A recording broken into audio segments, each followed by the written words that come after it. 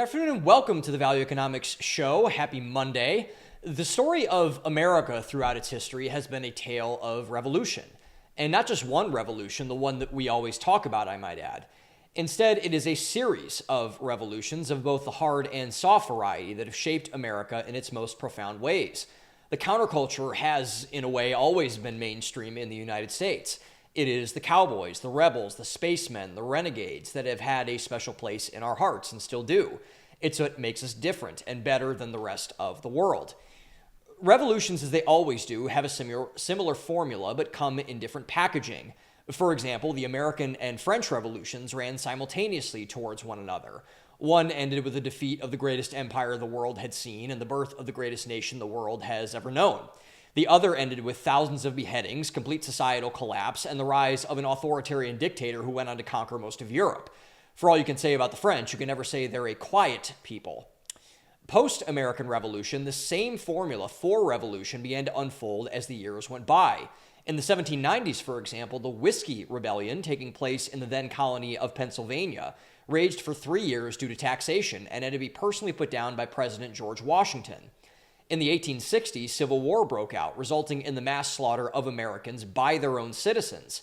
In the 1930s, President Franklin Delano Roosevelt was elected out of a political rejection and resentment that resulted from the Great Depression. In the 1960s, civil rights reached a fever pitch, tipping the scales for predominantly black Americans due to the likes of Bobby Kennedy and Martin Luther King Jr. In 2016, nationalist populism went mainstream with the election of Donald Trump. We could keep going, but we'd be here all day. Many people have pointed to the election of Trump as the biggest revolution not only domestically, but globally we've seen this century. And there's merit to this claim, to be sure. The election of Trump, which consequently led to things like Brexit and Javier Milei's election in Argentina, is certainly revolutionary from a stance. But I would argue that a bigger revolutionary force outside of Trump served as a waymaker for Trump. The reality is, no matter how much of a political force Donald Trump was and is, he had to have help. There needed to be people that came to his aid, that made his message palatable, that informed people as to just what Trump was talking about and why. These people, in a way, created an avenue for Trump and his movement to go mainstream. But what's even more interesting is that at the time, not a single one of them wanted him to. On May 8, 2018, then New York Times journalist Barry Weiss released an op-ed entitled "Meet the Renegades of the Intellectual Dark Web." Weiss, who would later be chased out of the Times due to her anti-mainstream media stances among others, was the first to give voice to the birth pangs to what the rest of America was witnessing. Something wasn't right, and we all knew it. The article, published 18 months after the first Trump presidential victory in 2016, took people back on a journey in time with some bizarre and seemingly unrelated characters. Eric Weinstein, for example, was the managing director of Thiel Capital. His brother Brett and sister-in-law Heather Heying were evolutionary biologists. Ben Shapiro, the founder of the Daily Wire, and Douglas Murray, the founder of The Spectator, were the only conservatives profiled. Christina Hoff Sommers was an outward feminist, Jordan Peterson was a psychology professor, and Joe Rogan was an MMA commentator and podcaster. Not a single one of them had more than a few things in common. Not a single one of them supported Donald Trump. So then what held Weiss's story together? How could the now infamous article be in any way coherent? The mainline theme of these rising fringe folk heroes, all of which lay under the aforementioned name coined by Eric Weinstein, was the willingness to discuss ideas. And not just any ideas, so-called quote-unquote dangerous ideas, ones that would get people canceled online, ones that would come under the ire of our institutions, such as the mainstream press and political parties and scientific establishments, ones that, up until the convergence of the intellectual dark web, could never be discussed. For example, atheist philosopher Sam Harris was pilloried for his anti-Islamist views, daring to say that the religion needed reform. Charles Murray, a social scientist, had appalled people by stating basic facts of human genetics. Dave Rubin, the former co-host of the leftist show The Young Turks, had gotten publicly humiliated by the brilliant conservative radio host and commentator Larry Elder on facts about quote-unquote systemic racism, and had changed his views accordingly. There's nothing dangerous about any of these claims. All of them, to this very day, are right. The difference is that now you can say them aloud, without, at least hopefully, somewhat less people audibly gasping. But back then, there was real risk to saying these things. You'd be called an Ister-ism, or some type of a phobe. Sam Harris, an outward liberal, was hilariously labored as a quote-unquote bridge to the alt-right. Murray was called a racist, and Rubin a traitor. In prior days, where these ideas couldn't be discussed, there was no other option but to take your lashing, shut up, and obey your moral betters. But during the foundational time and formational time period of the rise of the IDW, all of these ideas were centralized and crystallized onto one platform, the only one that would platform them: the Joe Rogan experience.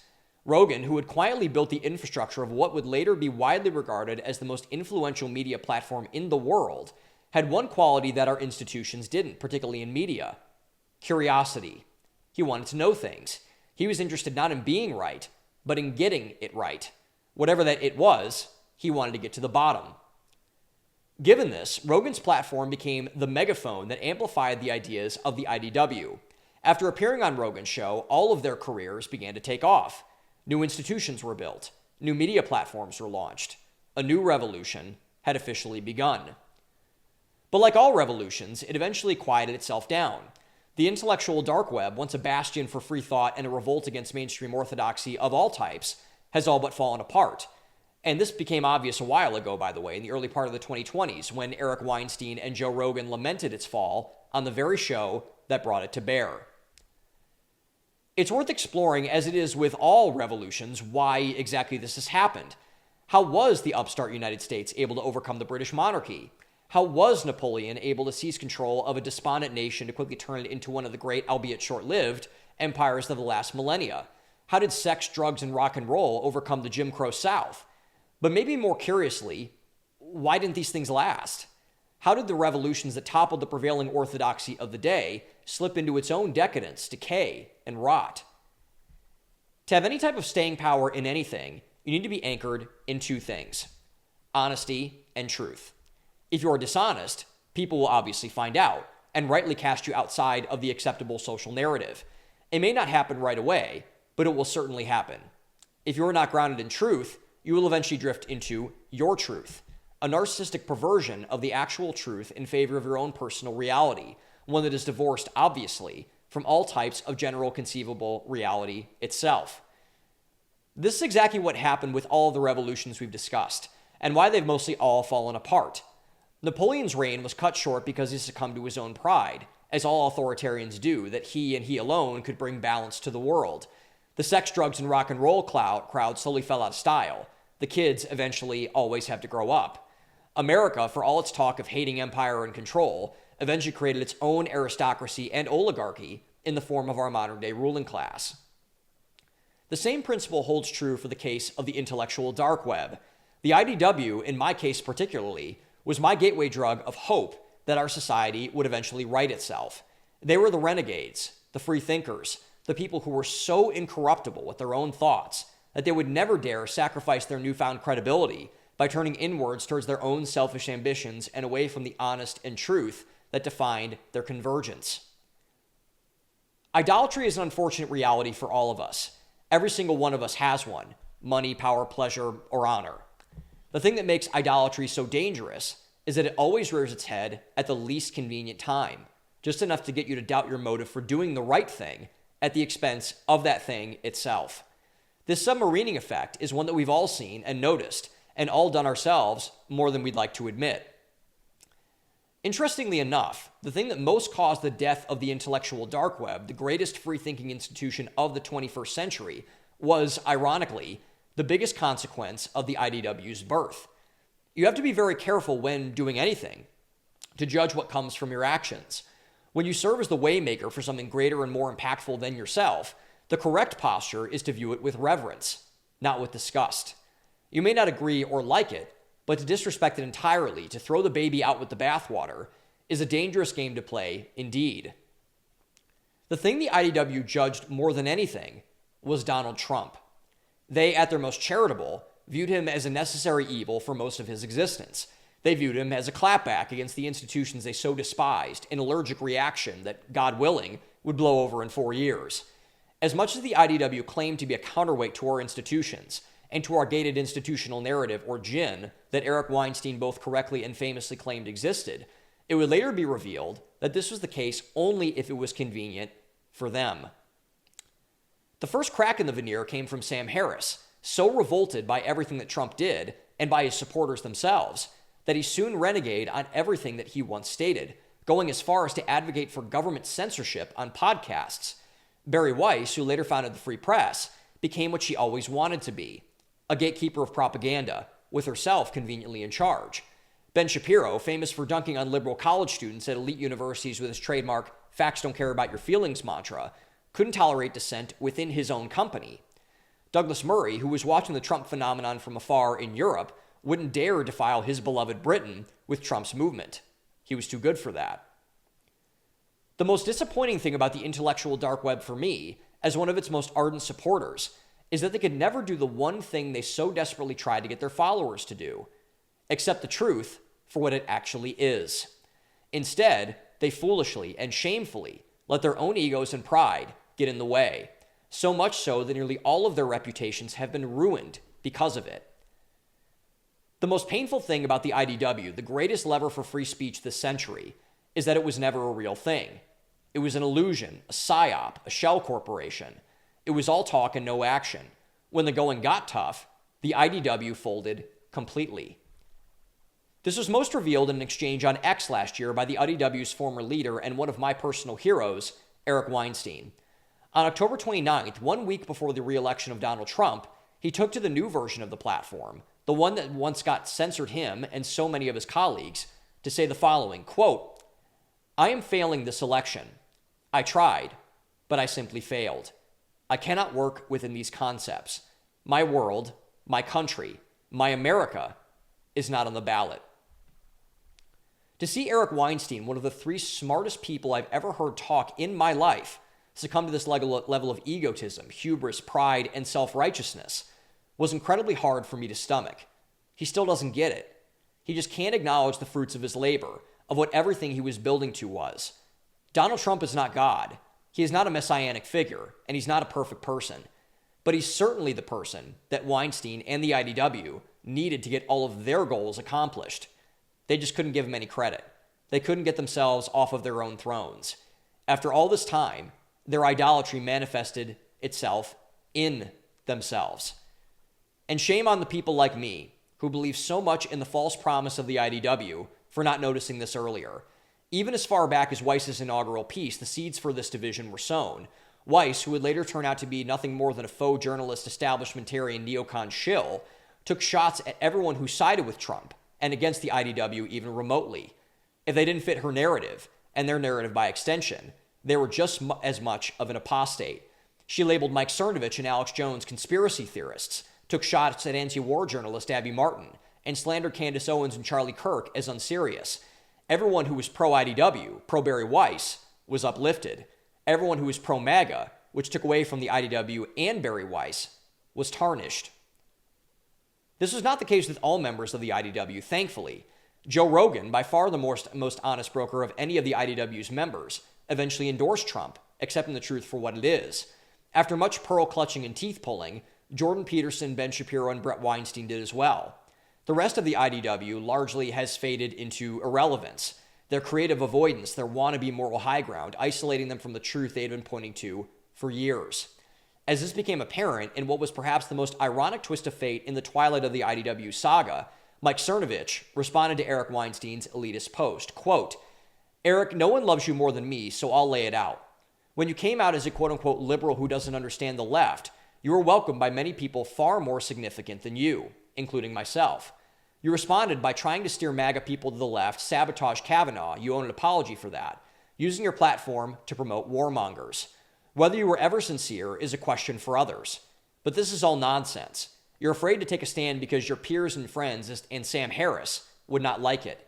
You're not above it all. You're not even heterodox to an appreciable degree.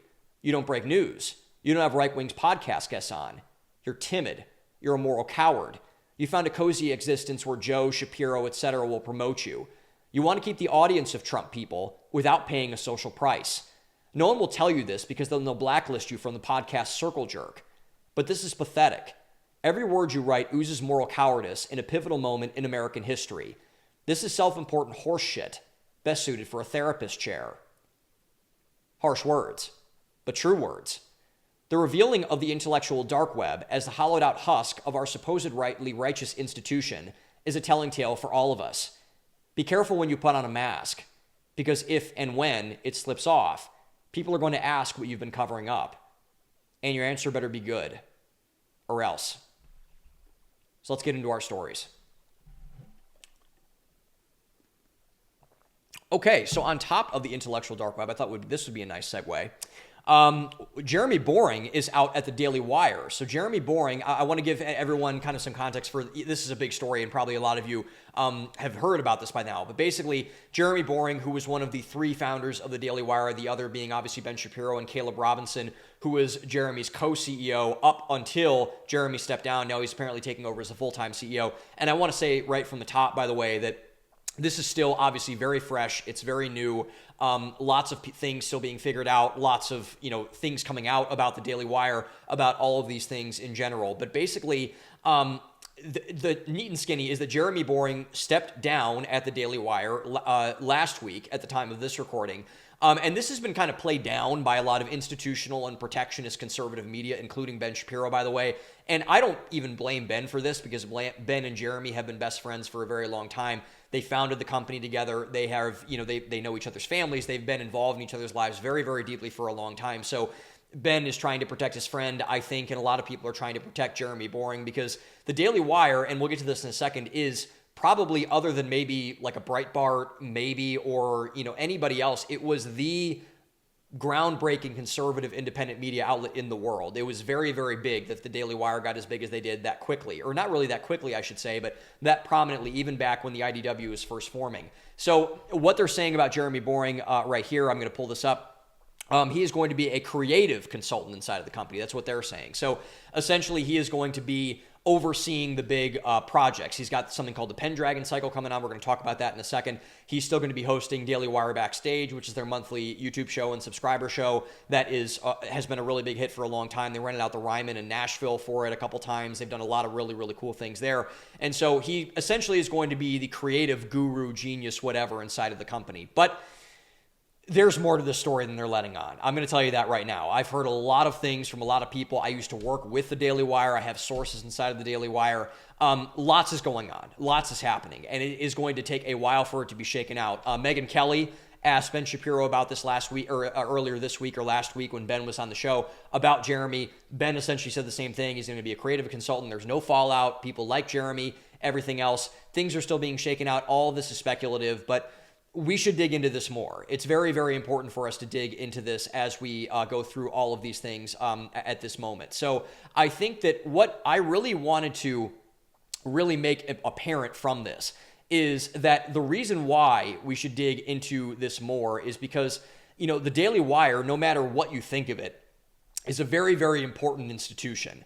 It's very important because they have, for the longest time, they were the first in the fray. And I think it's a very, very important institution. I think even a couple of years ago, I was watching one of Walsh's clips once, Matt Walsh, who I like, who's probably the only person that I like inside the Daily Wire anymore, to be honest, but I can get to that in a second. Walsh had said he was at a podcast, or no, the Daily Wire got kicked out of, maybe it was like the Stitcher Awards or like a conference or something, but a podcasting conference. And essentially, Walsh did some math and the Daily Wire did some math to justify this. That the Daily Wire is essentially the sixth biggest media company in the world. And that includes everything from the New York Times, the Washington Post, Fox News, MSNBC, all these other type of things. They're a very, very large organization. It is one of the top media companies in the world, and it has been for a very, very long time. And as I said earlier, it was largely the first major conservative media company into the breach to fight against the institutional media class. There were very, very few people that were looking outside of even, Fox News and newspapers and talk radio to, get involved inside of this whole Daily Wire drama type nonsense. And I think that, from that perspective, there are things that we need to really pay attention to from this, because this is a bigger deal than people are letting this on. There's no way that it's not. There's no way that it's just something that's going to blow over time. And I think what makes it even more interesting, even though the Daily Wire is still a really, important institution, it's still a big media company. It's really kind of, again, it was, it's going to be, they were the first in the fray for a lot of these things. And I think really what has happened here and what I want to talk about from a values perspective, because that's what we do on the show. We talk about things from a value-driven worldview. What has happened here, I think, and the more I'm learning about this, the more that I think I'm right about this, is a very interesting study in leadership and what the perils of leadership should be. Because I wanted to take you guys back in time for a bit. So I've been a subscriber up until recently to the Daily Wire for a very long time. As I said, I worked with the Daily Wire on Jordan Peterson's team. I would not, and to be completely honest, if they asked me to do Ben's show, if they asked me to do Matt's show, I might have done Matt's show. That's probably the only thing I would do. But I signed up to work with Jordan Peterson, not with anybody else, not with the Daily Wire. The Daily Wire was a proxy for Jordan Peterson. We've talked about that too. Peterson is in a partnership with them. He's not an employee for them. He's a contractor for them, like all their personalities are, to be fair. But even before all of this went down, so even look back to a couple of years ago, look around to like 2020 through 2023. Let's just go there. Because a couple of years ago, the Daily Wire was an unstoppable force. They were a supernova in terms of just the amount of amazing talent they had and the run that they were on in terms of they had What Is a Woman come out. They signed Candace Owens. They signed Jordan Peterson. They signed Brett Cooper. They had Ben Shapiro. Walsh was a star. Michael Knowles and Andrew Klavan were both very, very stable pillars inside of the company. But now it seems like many things have happened. And at that time, there was a leak that came out and actually a thing. The Daily Wire, I don't know if they were looking to sell, but they were looking to value the company. They had outside investors come in and value out the talent, the revenue stream. The Daily Wire has a large subscriber base. That's how they're able to fund all of their massive projects, fund their production, fund their shows, do all the things they were doing. They fought the government. They won in the OSHA case. The Daily Wire was a huge thing against the vaccine mandate case. And they were eventually valued at $1 billion. That's a big number for a media company, for an independent media company, $1 billion. When you think of it, the Daily Wire has a couple hundred employees. They have about now, I would say, 5 major personalities that are happening on. They have an independent journalist, Megan Basham, who I love, works for there, wrote a great book on what's happening in evangelical Christianity called Shepherds for Sale. I'd highly recommend everyone go out and read Megan Basham's book. But anyway, the company was valued at $1 billion for a lean operation for someone that only had really a couple of major assets in terms of their personalities and stuff. That was a big deal. That was a huge win, not only for the Daily Wire, but for the conservative media apparatus as a whole. But when you look at it now, when you look at the Daily Wire right now at this moment, especially after the whole Jeremy Boring blow up inside of the company, it seems to be completely hollow in value. Because when you look at the past year and a half especially, I really want to zero in. I think the moment where this all began to crack open was the Candace and Ben feud. So obviously, Candace Owens and Ben Shapiro. And Candace, I think, has actually been very nice about this. I think Ben has been very nice about this post everything, but they had a massive blow up in the aftermath of October 7th, where a lot of the first Christ is King thing was going on, which was completely stupid and blown out of proportion. And, everyone was called an anti-Semite for proclaiming the name of Jesus in public, even though, like, there's nuance, I guess, to it, but it's stupid anyways. So Candace was forced out of the company. She got a gag order put on her. Even when she did a show on this when Jeremy first stepped aside as the CEO of the Daily Wire. And it seemed like Candace, for anyone who knows her, and I've been following Candace for quite a while, Candace is not afraid to just let it fly. But I think she is still under a gag order from the Daily Wire as of right now, because she could have said a lot more, but she didn't. She basically said this is going to be a wait and see thing. Brett Cooper was forced out of the company as well, and Brett was very close to Candace. Brett views Candace as a mentor and a friend and many other things. And so Brett Cooper was, I think, probably the biggest, maybe one of the biggest YouTubers in the world that were up and coming. I think she's only 23 years old as of right now. She met her husband at the Daily Wire, and she had a massive show with the comment section on YouTube. I don't know what kind of deal they did, or she just joined the Daily Wire as a contractor. The Daily Wire bought her IP or whatever. Actually, they did buy her IP because Brett Cooper was getting, I think she was by far the rising star of the company, by far. Shapiro had kind of leveled out. Walsh was still kind of climbing in I would say reverence and influence inside of the conservative media sphere, but Brett Cooper was their star. She was their star player. She was the star pitcher, the third baseman that they had farmed out in the league and in the minors, and then they were going up, and she had just broken into the majors, and she was crushing it. She was hitting a 300 batting average. She was averaging 28 points a game, 3 touchdowns a game. She was a rock star for the Daily Wire. And then she got forced out. And Jeremy put out a video after Brett got forced out by saying, again, there's no beef. There's no bad blood. There's no anything. But we're going to take Brett Cooper out of the show that she founded and she bootstrapped, and we're going to put her, I believe, her maid of honor and her best friend in the seat that Brett kind of had for a while. They still have the rights to the comment section, so Brett did sign that over, unfortunately, because that was a really good brand for her, and that was her original brand. And it's bombed ever since. Like, they hate, the Daily Wire people have revolted against this new comment section host. I don't even remember what her name is, but she's not Brett Cooper. I'll just put it that way. She is not Brett Cooper. And the revamp of it was just completely shut down, panned. They hate it. The views have dropped. Every one of the Daily Wires is down. Walsh is down. Shapiro's down. Klavan's down. Knowles is down. Everybody is down inside of the Daily Wire. And if it weren't for Walsh doing the smash hit of I Am a Racist with a follow-up to What is a Woman, which I have not seen, to be fair, but I've heard it's hilarious from everyone who has seen it. Rogan had Walsh on and he talked about it, and Walsh has been on a bunch of different things to do it, and Walsh is great. But essentially, you take out the success of Am I Racist by Matt Walsh. You look at, they had a comedy movie they tried to do called Lady Ballers. That bombed. And then what I really want to get to now in relation to Jeremy Boring is what is being called the Pendragon cycle. So for all of those who do not know about this thing and project that the Daily Wire is doing right now, so the Pendragon cycle is essentially a King Arthur and his Knights of the Round Table remake. And it's kind of the original script in the Daily Wire right after the Disney fiasco when they launched their kids platform, which also isn't doing really good. Apparently, having a family of conservative chinchillas is not landing with people who want to watch Disney Plus, just putting that out there. But they bought the rights to the Pendragon cycle, and they were going to adopt this inside of their own sphere. And this has gone, I think, completely botched as far as I'm concerned. It is being reported that the Pendragon cycle, with the Daily Wire running it, is the most expensive independent media project ever, and it's over a year late. And now with Jeremy running this company and now blowing this up and losing all of their revenue and being, and now also I want to say this too, is that they've had all of these things happen and their subscriber base is kind of stalled out from what I've heard inside of the company. And the public perception of the Daily Wire has just completely gone into the toilet in the past year and a half, particularly since the Ben and Candace beef kind of went out, and now Candace has been vindicated and everyone who has left the Daily Wire has been more successful than at the Daily Wire. Candace has over 4 million subscribers on YouTube in less than a year that has gone to her show, raking in money from YouTube, raking in money for her investigative journalism pieces. Brett Cooper is just bang right out of the gate. She's doing all this stuff that, she's going to be on Sean Ryan's show soon. That's going to be an interesting interview. But she has gone with her new show and she's just crushing it right there. Everything that has left the Daily Wire has gotten better since the Daily Wire has let them go. And I think that's very, very interesting because a lot of people thought that the opposite would happen.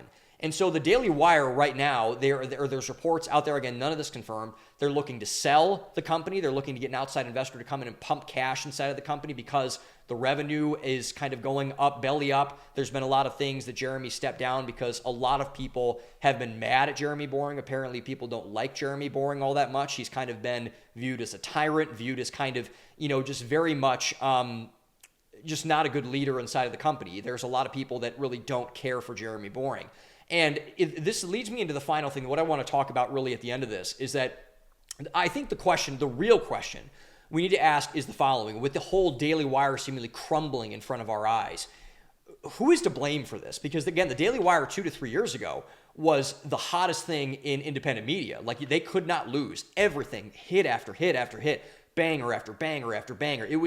This was like Travis Scott's first 3 albums. This was like Kendrick Lamar's, all of his projects, boom, boom, boom, boom. Kanye West before he kind of went crazy.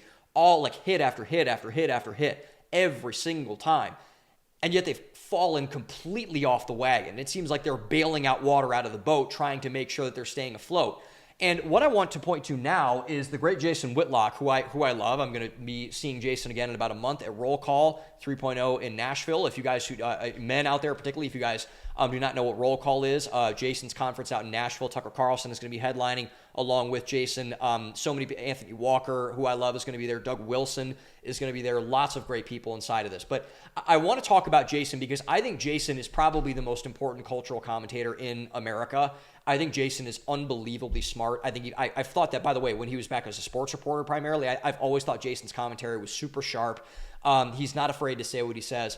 But he got into this Twitter spat a couple of days before this happened with Jeremy Boring.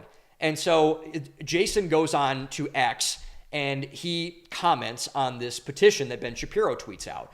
And because Ben tweeted out a pardon petition for Derek Chauvin, the person involved with the death of George Floyd in Minneapolis. And Ben and the Daily Wire, along with many people, probably myself included, I'd have to examine it more, believes that Chauvin was kind of gypped by the law enforcement people that convicted him, and believes he should be pardoned and sent back to state prison and not federal prison or whatever the case may be. I've heard a lot of reports on this.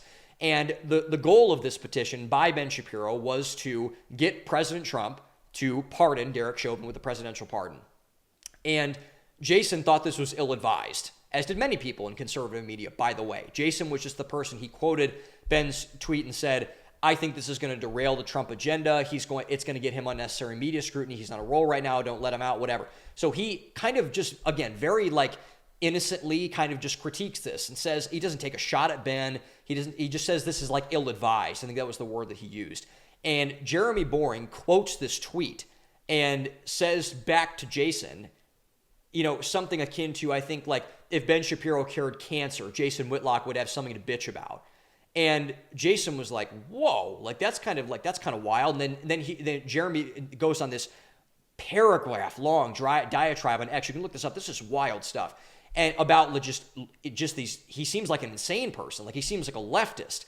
And so he's kind of just going on these rants, and then the Christ is King thing kind of does. And he's like, I've never seen this much anti-Semitism in my life, like everything else. And so he's out there. He's a very public CEO. He's trying to make it seem like he's this creative savant. He's going to lead this new revolution in media, and he's going to be this kingmaker in Hollywood. And I found Brett Cooper, and I found Candace Owens, and I found Ben Shapiro.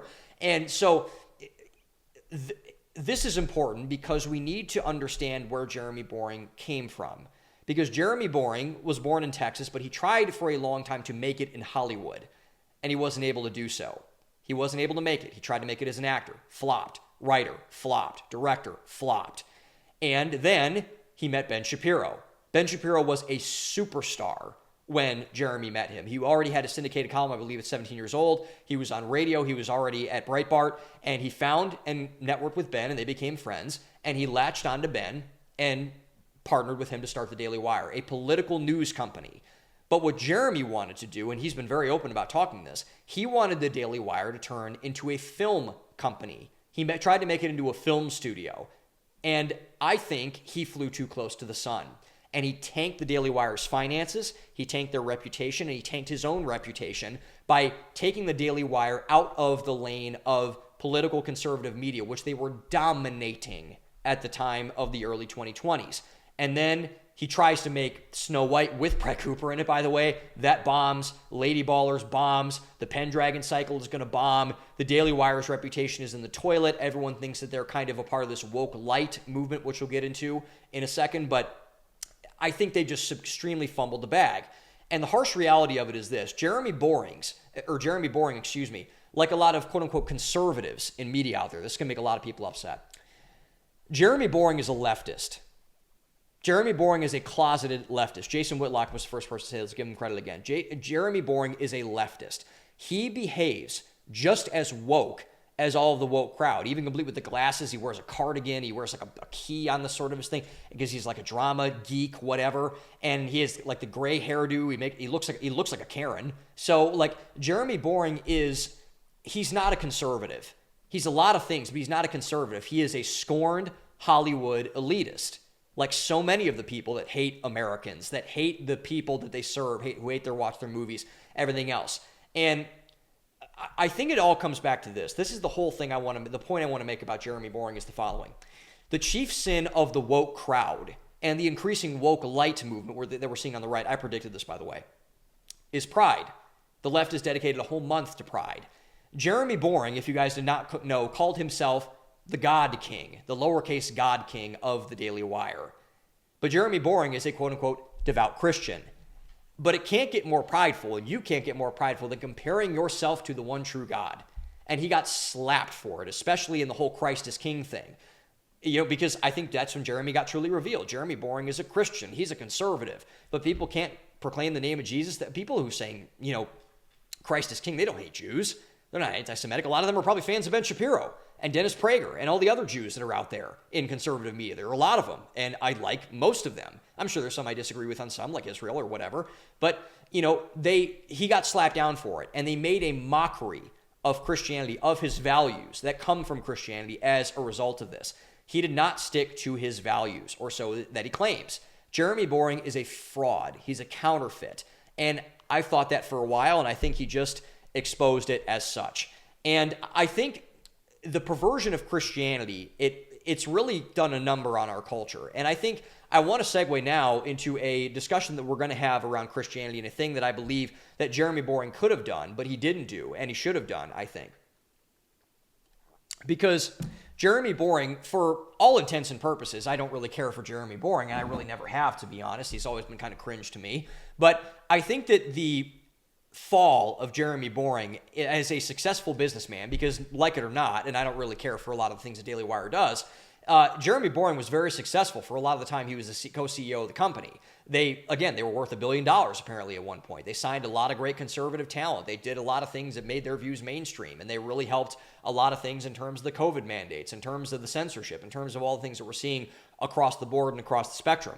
And I think what this is going to do for a lot of people, it's going to cause a lot of Christians to say that, you know what, this is just another Christian business guy that totally fumbled the bag, that made a mockery of the faith, that didn't do well in business and used business to kind of make a fool out of himself, to make a fool out of our religion. And that's a shame, because that's going to happen. Because most Christians that I know hold a very polarizing view on money. And if you're a Christian that's watching this, I think you guys will share this experience.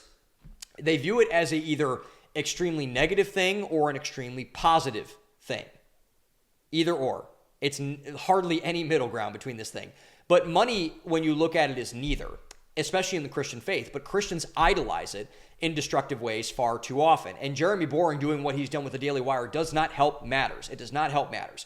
And it's going to cause, unfortunately, more division because of what he has done from all of this Daily Wire fallout nonsense. So for those who don't know, or for those who are maybe somewhat uninformed, new Christians, etc., there are generally two extremes with Christians and money that I believe that we need to pay attention to. The first one is called prosperity gospel, which essentially means that, if you just do enough good things, then God will give you a Lamborghini. He will give you $10,000 in a briefcase that magically appears, on your front porch. He will make your company successful. He will do X, Y, and Z thing.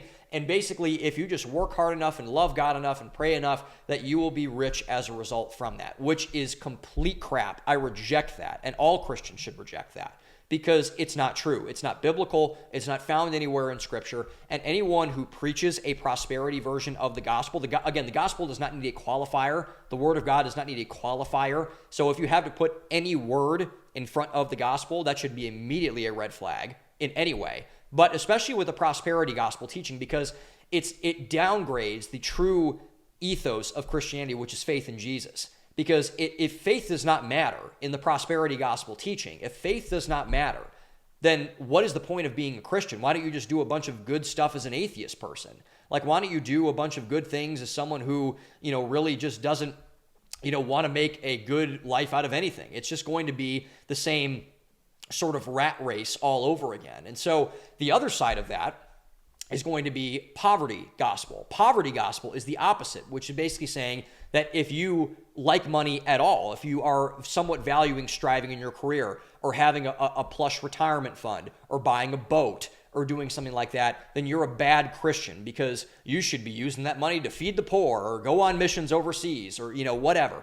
And that is also bad, because Jesus says in the Gospels, he talks about money, I think the second most outside of just the kingdom of God inside of the Bible. I could be wrong on that, so please fact check me if I'm wrong. But Jesus talks about money a lot, and nowhere did he say inside of the Bible that being rich is a bad thing. He says things about certain rich people. He says things about certain poor people, but he is not anti-wealth. Jesus is not anti-wealth. He's not pro-wealth at the expense of your salvation, but he is not saying that you need to, in order to be saved, you need to give up money. You need to give up riches. That is not true either. And that is just as dangerous, and probably more so in some ways, as prosperity gospel. So I am here. I think I wanted to do this to really just firmly plant a flag in one direction.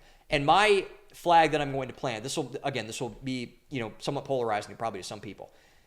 Christians should be rich.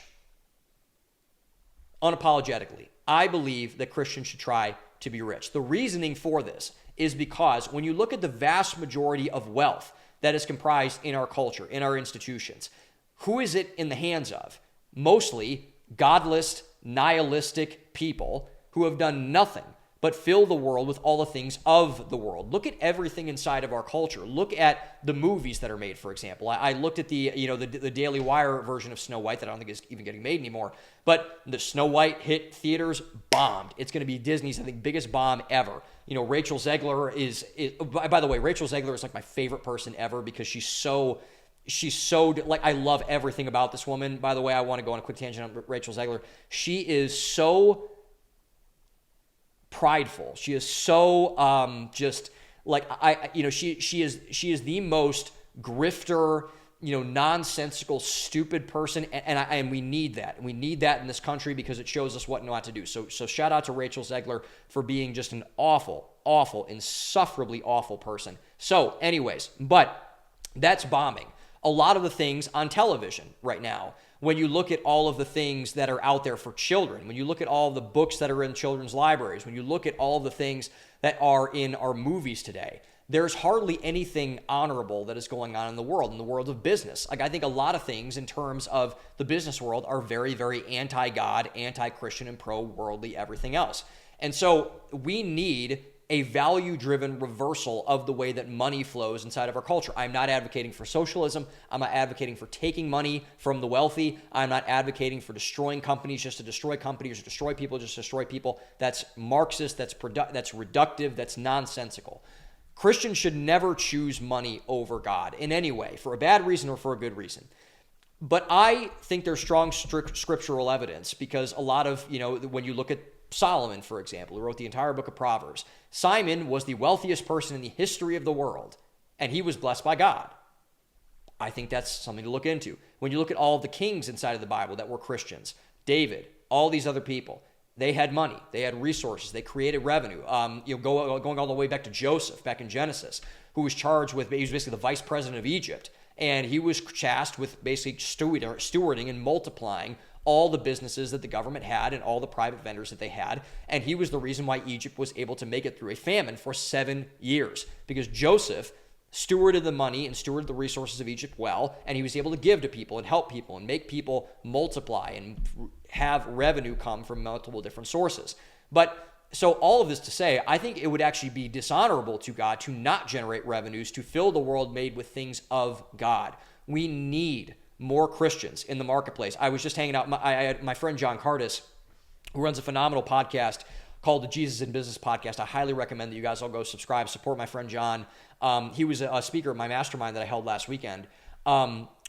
He is the biggest advocate for this that I know. And I'm looking at all my Christian entrepreneur friends, from my friend Nasser Gonzalez, my friend Michael Montejano. They are all sharing in this worldview, and this is gaining steam, I think, thankfully. We need more Christians in the marketplace. We need more Christian entrepreneurs, Christian CEOs, people that wear their faith on their sleeve in the marketplace, so that our values can be more well-known and widespread, which is why Christians possessing resources to do so is important. The reason why I want to talk about this now is because I don't have a big platform, at least now, and hopefully it will grow as the value economics movement grows. But as it grows, I have poured a lot of resources into refining everything else. Again, it's not the fanciest setup in the world, but it is a setup, and I'm doing everything in my power to make sure that this is going to be everything that it needs to be to get my values out to the world, to get good values out into the world so people can have an alternative to what the world is offering up. And also, I want to say this too. A big reason why I left corporate America is I believe that it's pretty openly satanic and demonic. And I know I'm not saying that lightly, by the way. I don't throw spiritually warfare-laden terms out there just to throw them out there. It exists because, and the reason why I say this is that it's not anything permanent. It exists, and by the way, this is mandated. Milton Friedman talked about this back in the 70s, to create value for their shareholders in the short term. It is not meant to perpetuate value into the long term. Ask any CEO under a lie detector, ask any corporate executive under a lie detector, they will tell you the short term, because it's their job in the short term. They will get fired if the short term is not productive, is valued over the long term. Nothing of lasting value is promoted or mandated inside of corporate America. There's nothing like that. There is nothing lasting about it, which is why I think people, especially men, identifying solely as their work is counterproductive to a value-driven life. And I think that Christians need to take the lead on this. We need to take the lead on this, because to get involved in the marketplace as a Christian means putting your values where your money is, putting your money where your mouth is. And I think Christians need to do that, because I think the marketplace is missing our values. And I want to use that as a segue to talk about this. This is a topic that I've been very vocal about for a long time, but it's gotten me, I think, some pushback from people, so I want to explain this too. So I mentioned that men identifying solely as their work is counterproductive to a value-driven life. And I think a lot of men get this confused. And I talk to men a lot because I care about men, and I'm building to this later on in the show, but I want to tell a story, a personal story. So my dad is a very, very successful business executive. He hasn't always been. He started as a lowly design engineer at a big firm, so he's a very, very small fish in a very big pond. And he eventually worked his way and navigated outside of the company to a bit to become a very, very successful corporate executive. And at one time, he was in the line to be the CEO of an engineering firm that he was at. He was about 2 years away from being made the CEO and anointed by the former CEO, who was going to be succeeded by my dad. The board of directors was on board, everything else. But to get all of those things together, and by this point, I was in college. I didn't really see this up close and personal. My younger siblings did. My mother did. A lot of people in my family did, even though they were living in Florida at the time, and eventually moved back to Ohio, where I'm from and where I grew up. I remember just even talking with my dad and seeing his posture. My dad was at times overseas for a month at a time. He stopped working out. He didn't eat very well because he was at business dinners all the time. I remember I FaceTimed at one point, and I saw his skin, and I was looking at his face, obviously, because I was his face in front of the camera, and his skin was yellow. And I told him, I remember saying, I'm like, dude, like, if you keep doing this, if you keep working these 90 hours a week and trying to strive to be this massive big shot business guy. And by the way, my dad did not want the status of it. Like, my dad is very unplugged largely from the LinkedIn clout, from the media, from all these things. He doesn't really care about money all that much.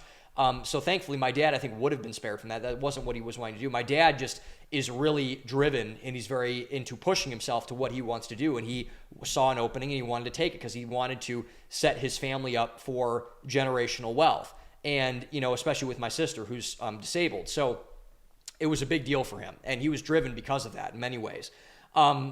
And I remember saying that, like, I was thinking, like, I might lose my dad because of this. I mean, like, and apparently my mom and dad's marriage was apparently not great for a long time, obviously, because my dad was away so much. He wasn't able to spend as much time with my sister and my brother because he was away so much. They were in a very not great public school. My sister didn't have nearly the services she has because Florida doesn't have state income tax. Back home in Ohio, my sister was able to have a lot of educational resources thrown at her. And eventually, my dad, he called me once after this happened, a couple months after this happened, and said that he was stepping away after his options vested, and he was going to get a job, a lower position at another company. And he had an opportunity lined up, and he was going to take it. And I was very shaken up by that, because I remember I asked him, like, you know, Dad, like, and that's when he told me also that he was going to be the CEO of this company. I said, well, I mean, Dad, like, I mean, why wouldn't you, like, I mean, there's not a lot of CEOs in the world. I mean, why wouldn't you be the CEO of this very, very large, very successful engineering firm that you have helped turn around?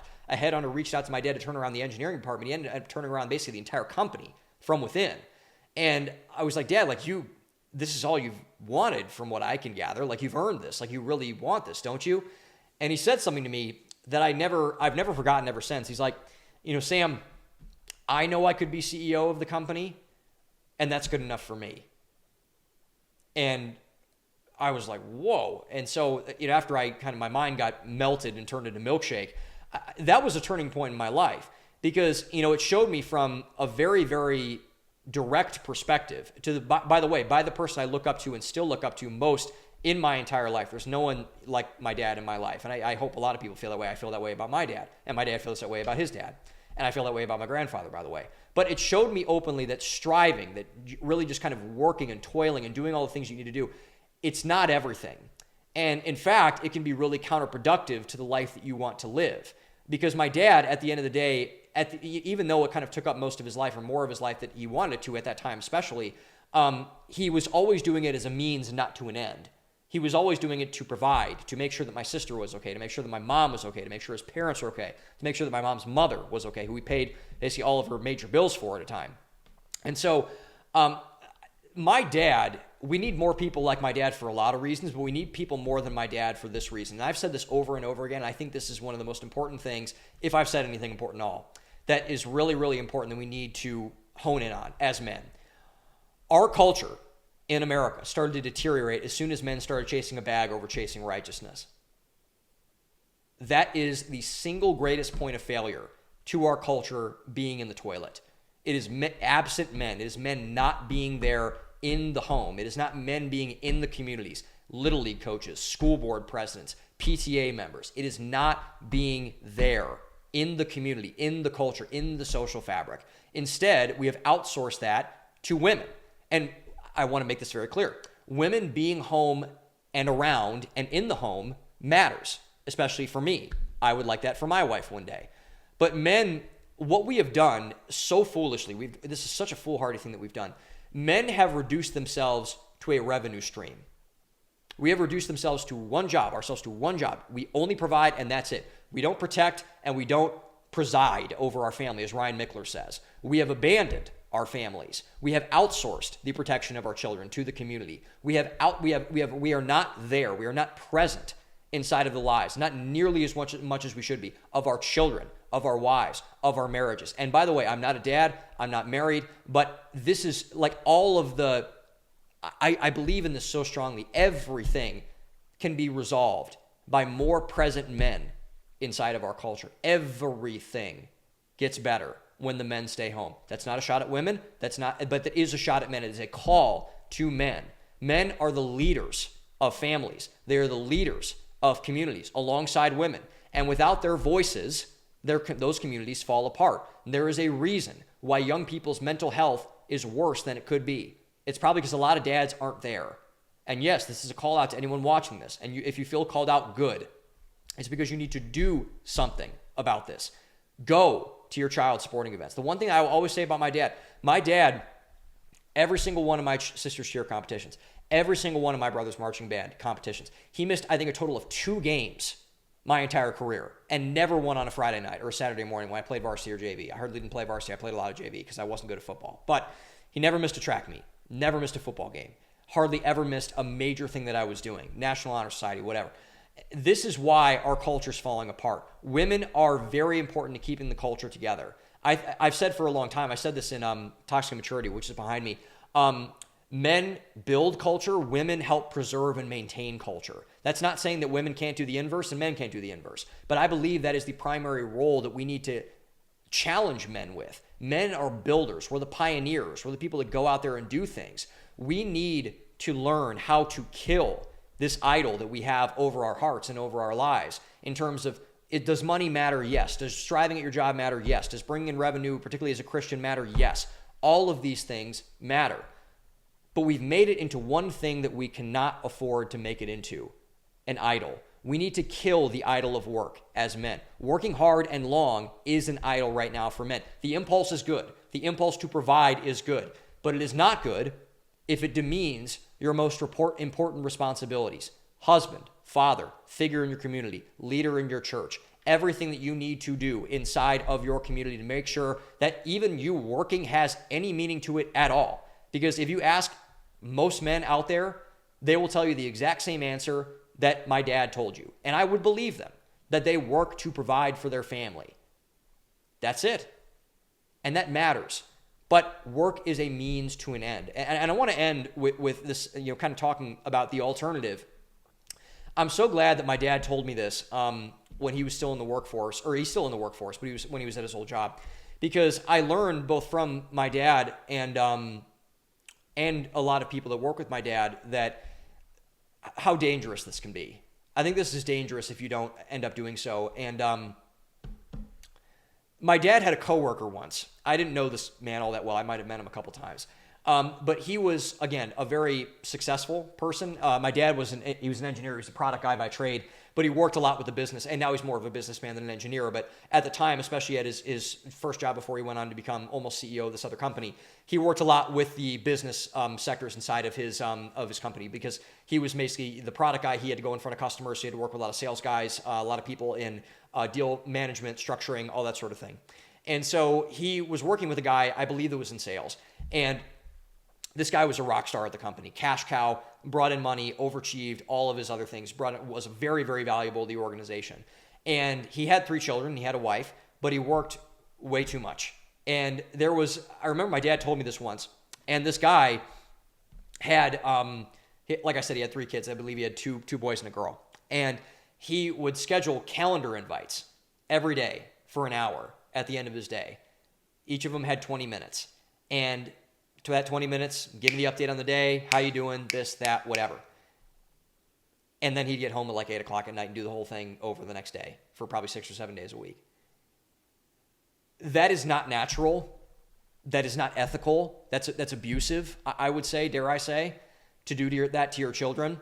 And one of his children eventually got so despondent and was probably looking for his dad, one of his boys, and eventually took his own life because of that, by ways of drugs. He got hooked on fentanyl and opiates, like so many people in my community have gone into. It's so horrible where we're from, especially in the Midwest, that people have to deal with this, but they do. And I remember that was very instructive to my dad, because it kind of showed him, it's like, hey, dude, it's not worth your kids. It's not worth your family. It's not worth your wife. It's just not worth it. And I'm very glad that my dad was very open and honest about that, because it showed me what was really important. And I've done my best to curate my life around making sure that I am honoring the people that honor the right things inside of their life. And I think that's really important. And so, now we're going to get into a topic that I wasn't, a topic that I was not anticipating to get into at all, but here we are. Oh boy. So I got a phone call earlier this week from my mom, and I had a business mastermind last week, and it was one of the best weekends I've had in a long time, probably the best weekend I've had throughout this year. I've had not the best year to start from a lot of things, business related, all those other things, just a lot of hardship, a lot of challenge, nothing too bad. Obviously, like, I'm still alive and kicking and all those type of things. I'm working on my problems, whatever. But my mom, we talk all the time. We text each other, stupid stuff, meaningful stuff, whatever. And I text my parents all the time. I talk to my parents almost every day. And but my mom usually never calls me twice in a row. And I remember I was kind of just, I was sitting back. I was kind of reflecting after the mastermind, and I was just kind of, at the end of the day, I was watching TV, and I remember she called me, and I thought that was very strange because my mom never calls me 2 days in a row. And so she called me, and I kind of, flip open the phone. I just say, hey, Mom, what's going on? How are you? And she says, not good. And I say, is everything okay? I'm like, did I do something? Like what's wrong? And she told me, my dad was also on the phone, and she's like, your father's on the phone. And she told me that, my best friend Dylan had passed away, and that he had taken his own life. And I talked to my parents for about 30 minutes, and I got numb. I didn't cry. I didn't get emotional really at all. I kind of just went very logical. I asked, like, what happened? How are his parents? How's his brother? Who knows? What's going on? Are you sure? All of those type of things. And they answered all my questions to the best of their ability. There's still so much they don't know, still so much I don't know. But my best friend Dylan, I would always say he was my buddy in the Marines. I've known Dylan probably for longer than most people in my life. Dylan was one of the people that I cared to see when I came home. I always made an effort to see him. We talked all the time. He was so smart when it came to sports, to football, to Browns football, to Ohio State football, to high school football. He was a high school coach at the time that he passed away. He won a state championship, and he was in the Marines. He served his country for 4 years. He was over, I believe, in either Bahrain or Beirut, where when Afghanistan fell and when the United States pulled out of Afghanistan, he came over and he served there, and he helped people with his Marine platoon. And I remember I texted him before he went. I'm like, dude, like, do what you need to do. Do what you need to take care of the people that are there and take care of your guys. And he said, yeah, dude, like, I got it. And he did. And he did a great job. And he did a really, really good job. And I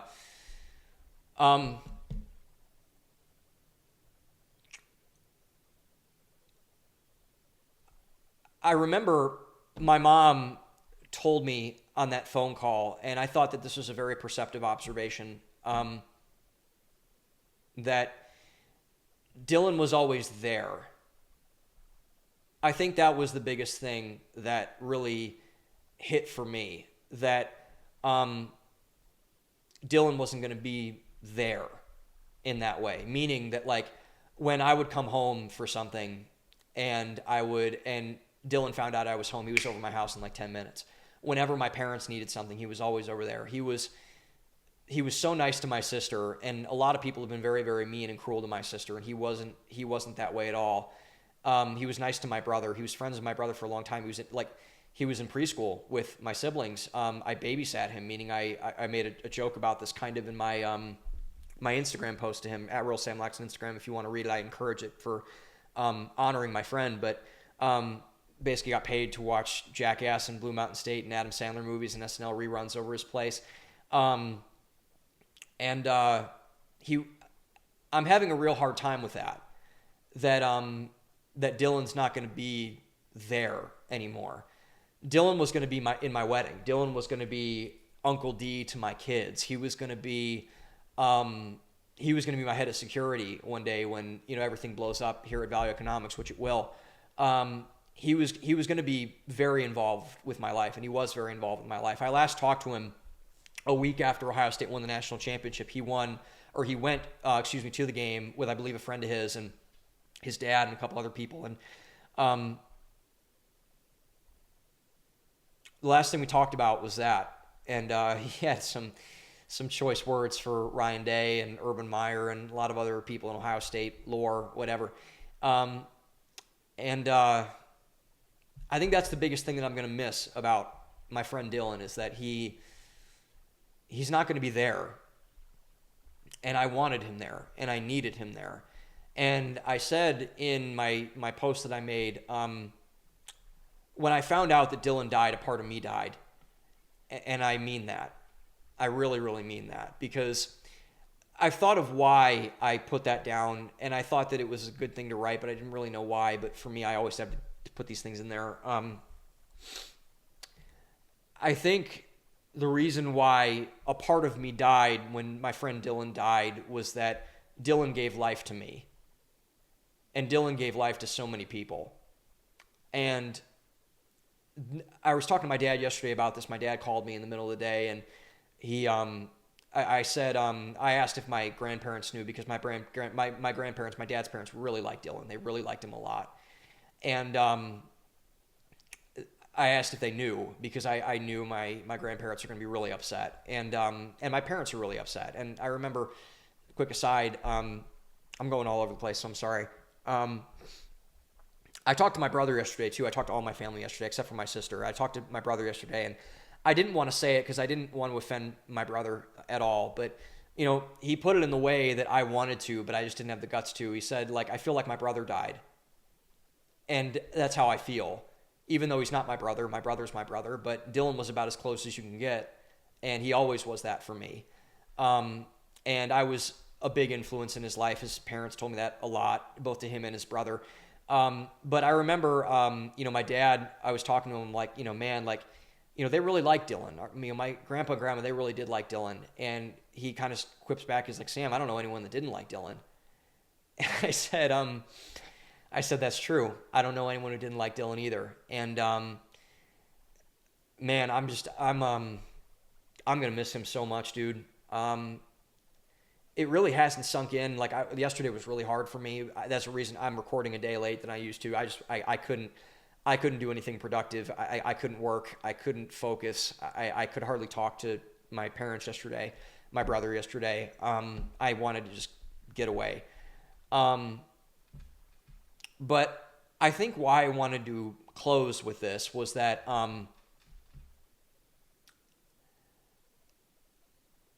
I think we need more people in the world that are like my friend Dylan. Dylan was such a better person than I ever was. He was more honorable. He was more charitable. He was more giving. He was more loving than I was. And it was never about himself for Dylan. It was always about other people. He loved his family. He loved his kids that he coached. He loved his Marine buddies. He loved his country. He loved me. He loved my family. And everyone loved him back for that. And I think why I wanted to end with all of this is that we need to remember that that's what we want. And also that we need to take care of the people that take care of us. We need to take care of the caretakers in the world. We need to take care of the people like Dylan in the world. Because I don't think there's anything anyone could have done. I think that, Dylan was the most driven person I've ever met in my life, bar none. Bar none. Was so driven. Every single goal he accomplished. He wanted to be a state champion in football, done. Wanted to be a Marine, done. Wanted to go to Ohio State National Championship, done. Wanted to do all these other type of things. And it's no one's fault. And I've wanted someone to blame, but it's no one's fault. It's not Dylan's fault. It's not my fault. It's not his family's fault. It's not anyone's fault. It's just a bad thing that happened. And I think, there's some demons that people that serve our country face. And we as a country are awful at taking care of our vets. We're awful at taking care of people like my friend. That's part of it. I don't want to blame the military for all of it. There were a lot of things there, but we need to take care of our caretakers. And we need to take care of the people that take care of us. And I'm so grateful that I knew a man like Dylan and a friend like Dylan and a brother like Dylan, that he wanted to take care of me. And he wanted to take care of my parents. He wanted to take care of my sister. He wanted to take care of my brother. I miss him a lot already. And we're going to go to a service or his funeral relatively soon, I think. All that's still getting worked out. But I really miss him a lot. And we need to take care of the people that take care of us, because they're carrying around some stuff. And we should honor that. And we would be, I think, wise to honor that. So I miss him so much, man. And I want to say to Dylan, if he's watching this, which I think he is, I love you, dude. I really love you, dude. And I'm sorry. And I just can't wait to see you. I can't wait to see you soon. And I love you very much. I love you very, very much. And thank you for being a far better friend to me than I could have ever been to you. Thank you for being the best man that I've probably ever known, outside of my dad and outside of my grandpa, outside of the people that are in my family. Thank you for being just like the best person. And I just miss you so much, dude. It's been a couple days, but God, do I miss you. So Semper Fi, brother. Semper Fi. Thanks for watching, everyone. Please like, comment, subscribe below. Own the day, open your mind, and see you next week. Thanks so much for watching.